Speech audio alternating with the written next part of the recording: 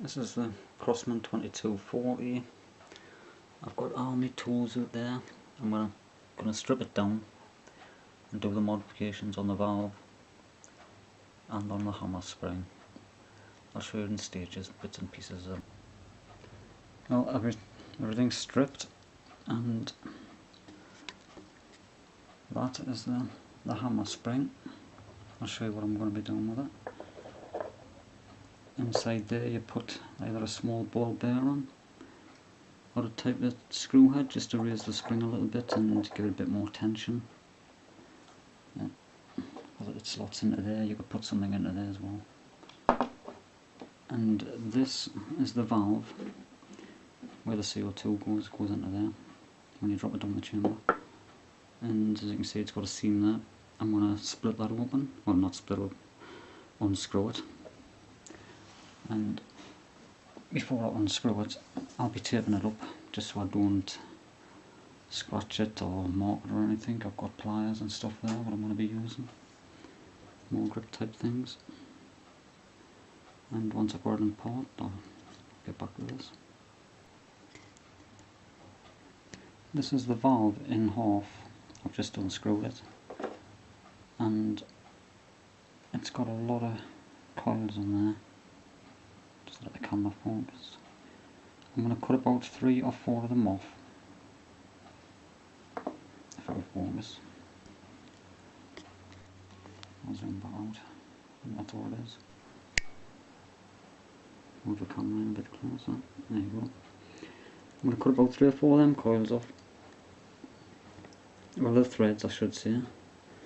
And in there, the threads go right the way down as well. I'll just pull this out.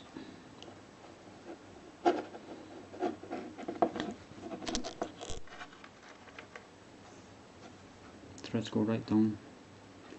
What I could do is get my Dremel and grind that out a bit as well. Just leave about 4 threads all the way down. Take some of those out at the back, and it would make the chamber quite a bit larger, and it should improve the power by about a quarter. If I'm lucky, it might be a third. So it's quite a lot I'll be taking out. It's the same with them threads. Taking half of them off will make all the difference.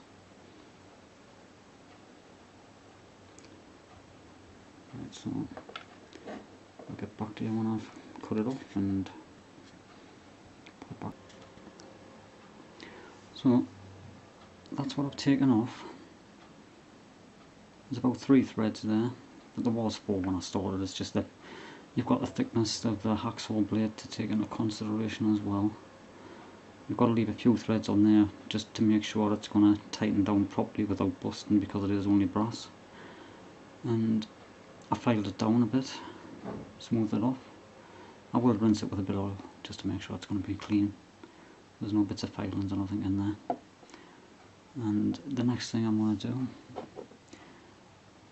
take my Dremel into there, get some of them threads out the back, because there's not a lot of room in here by the time you get all this in here as well. There's just very small amount of room for the gas, like for the CO2 to go in there.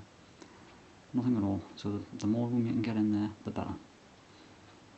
It's always a good idea to do these mods, and it will improve the gun by about a quarter, I'm hoping. I done on my rat catcher last year. The rat catcher, that's a 2450B, and it did make a lot of difference. Instead of getting about 30 odd shots of the pellets to the little canister of CO2, I was getting 24 instead of 34, so it improved it by about a third. I'm hoping it does the same on this one. Well, I'm getting all the modifications done. I showed you before, I cut that amount of the coil, the threads off, and I've had my Dremel into there. Might be a bit hard to see, but I have taken quite a few of the threads, the bottom threads out. Didn't want to go too far because I didn't want to damage any of those top threads where it's got to be screwed together. There was quite a lot of, and I'll give it a good blast now on some WD-40, some oil, rinsed it all out, cleaned it out properly to make sure there's no filings or nothing left in. And this is the adjustment I'm doing to the hammer spring, just a small screw into the bottom of it, and that just drops into there. I can do it one-handed. And that just goes in, strengthens up the hammer spring, and that makes all the difference. Right, so I'll put it back together and I'll test it. I'll put the whole thing back together. Bit of a cloth on. I'm just hoping I haven't damaged any threads or any of the seals, anything like that. Took me time, done it properly. It's only taken a few minutes on the video, but it has took us about an hour and a half in real time. Right, I've put it all back together, and I'm just hoping it's going to be as powerful as what I'm thinking it's going to be. That pellet hole there is the one I'd done before I've done the modifications on it, and the pellet has went in a good few millimeters, maybe a centimetre. So I'm going to try and shoot down here somewhere, hopefully in a clear patch, and just see if there's any difference. And I'll just set the camera up and hope that it doesn't fall down. Load the gun.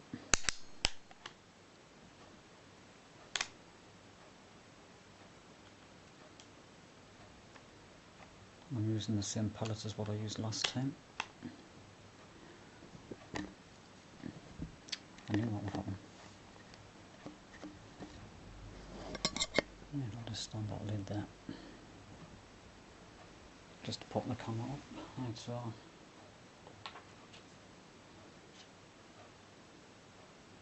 be taking the shot.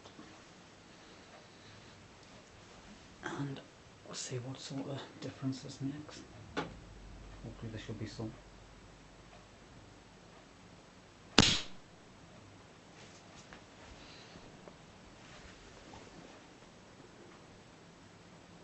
Hit it right in the bottom there. It looks to be a bit more damage than what the other pellet made. What I'll do, I'll find a decent piece on here. There's just a couple of little holes there. I'll put another one in, just to see if I can hit it more central this time.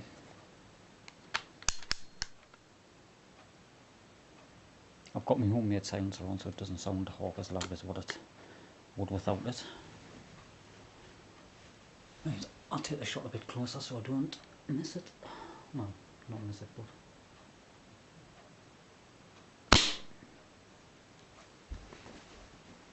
it's definitely doing a lot more damage to the wax. It's cracked it all the way up and right across there. And that's the original. Like before I've done the modifications, you can see the difference. It squashed the pellet inside.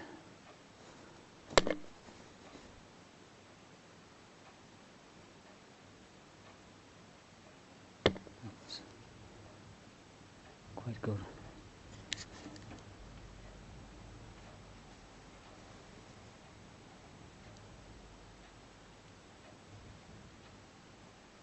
You can see the damage on the wax compared to the small little bit of damage there. There's not a lot of damage there. And that's nicely in the middle, and it has cracked it all around.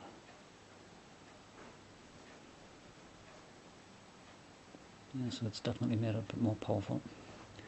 I'm pleased with them results. I'll test it outside when we get a bit decent weather. I'm not sure if I showed you this the first time, but that's a homemade silencer what I made. That's just a bottle cap in there. It's been glued in with some proper glue type stuff, and a bit of copper pipe in there. It's been sealed in properly. It only goes to about there, so they've got a hollow chamber in the middle, well at the front end of it. But it does work really well. It costs nothing to make, just stuff what I already had. That's just PVC pipe, and Lucozade bottle pop on the top. bit of copper pipe with something holding it like around it. Loads of, oh, what is it? It's the type of putty stuff what you mix together and you just glue it in, get it nice and central, measure it. That's all I've done. Got it nice and level, and it does work. Right, so what I'm going to do is take a shot with and without it, just so you can actually hear the difference.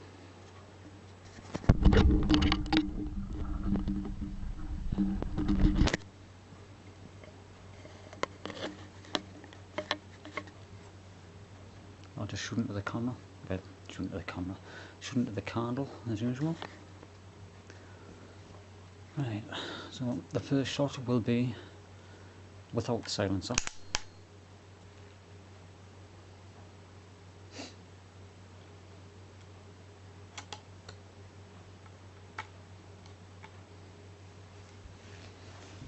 Now it will be quite loud. That was loud. Much louder than what I thought. Shouldn't be firing that indoors at this.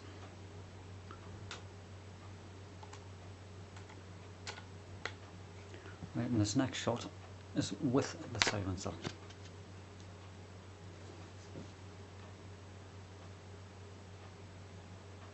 A lot quieter. Big difference. It's making a big difference, that gun. Doing a lot of damage since I've done the valve modifications on it. Well, anyways, thanks for watching. Hope you enjoyed it. It costs nothing to do it if you've already got bits and pieces of tones yourself. Very easy. And a lot of these c02 guns have that kind of cartridge. Well, the gas. What is it? The valve. Even the pump guns have the valve, so you can do that modification on them as well. You've just got to be very careful of what you're doing. Thanks again for watching.